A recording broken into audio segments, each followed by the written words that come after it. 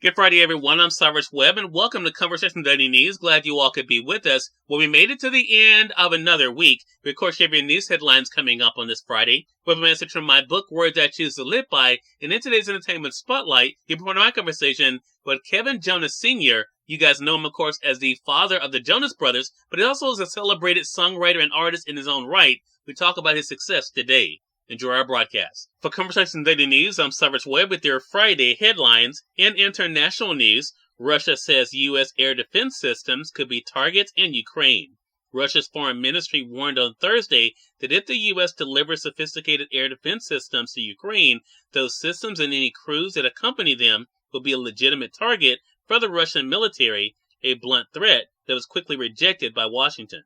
The exchange of statements reflected soaring Russian-U.S. tensions amid the fighting in Ukraine, which is now in its 10th month. The Russian Foreign Ministry spokeswoman said the U.S. had effectively become a party to the war by providing Ukraine with weapons and training its troops. She added that if reports about U.S. intentions to provide Kyiv with Patriot surface-to-air missile systems prove true, it would become another provocative move by the U.S. and broaden its involvement in the hostilities, entailing possible consequences. Any weapon system supplied to Ukraine, including the Patriot, along with the personnel servicing them, have been and will remain legitimate priority targets for the Russian armed services, they said. Asked about the Russian warning, the Pentagon spokesperson said that the U.S. was not going to allow comments from Russia to dictate the security assistance that we provide to Ukraine.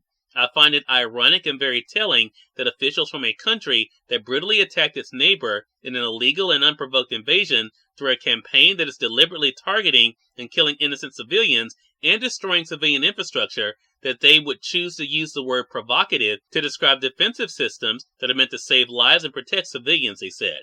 U.S. officials said Tuesday that Washington was poised to approve sending a Patriot missile battery to Ukraine, finally agreeing to an urgent request from Ukrainian leaders desperate for more robust weapons to shoot down incoming Russian missiles that have crippled much of the country's vital infrastructure. An official announcement is expected soon. Operating and maintaining a Patriot battery requires as many as 90 troops, and for months the U.S. has been reluctant to provide the complex systems because sending American forces into Ukraine to run them is a non-starter for President Joe Biden's administration. In national news, White House reveals winter COVID-19 plans, more free tests involved. The Biden administration is once again making some free COVID-19 tests available to all U.S. households as it releases its contingency plans with coronavirus cases ticking upward this winter. After a 3-month hiatus, the administration is making 4 rapid virus tests available per household through covidtest.gov starting this week.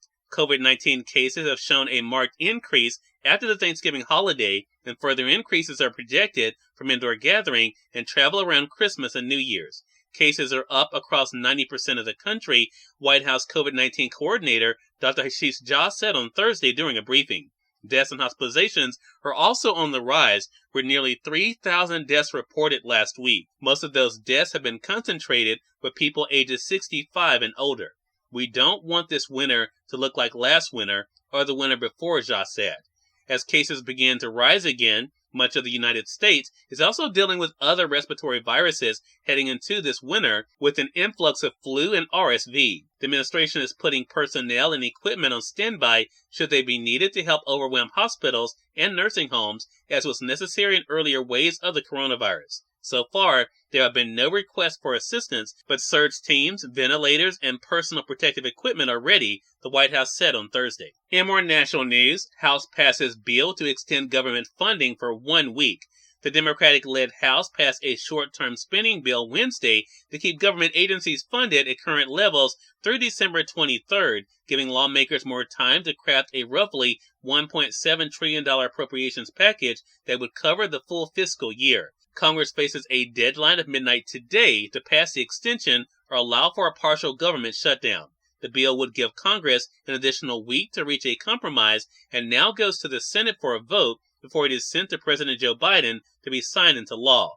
The 1-week extension passed by a vote of 224 to 201, mainly along party lines. In entertainment news, Trevor Noah goes for a three-peat of Grammy Award hosting. Unemployment didn't last long for Trevor Noah. He's hosting the Grammy Awards in early 2023. The comedian who recently left his post as host of The Daily Show on Comedy Central has been asked to be Master of Ceremonies on February the 5th, which will be his third time leading the Grammys. The ceremony will return to Los Angeles after last year relocating to Las Vegas because of rising COVID-19 cases and the Omicron variant. And finally, in business news, U.S. stocks sink as Fed signals it will remain aggressive.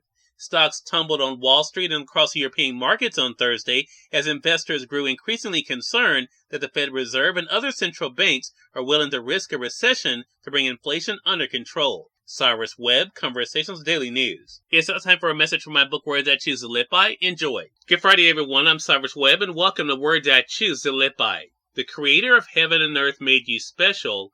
Who are you to doubt His purpose for you? Now go out there and be amazing.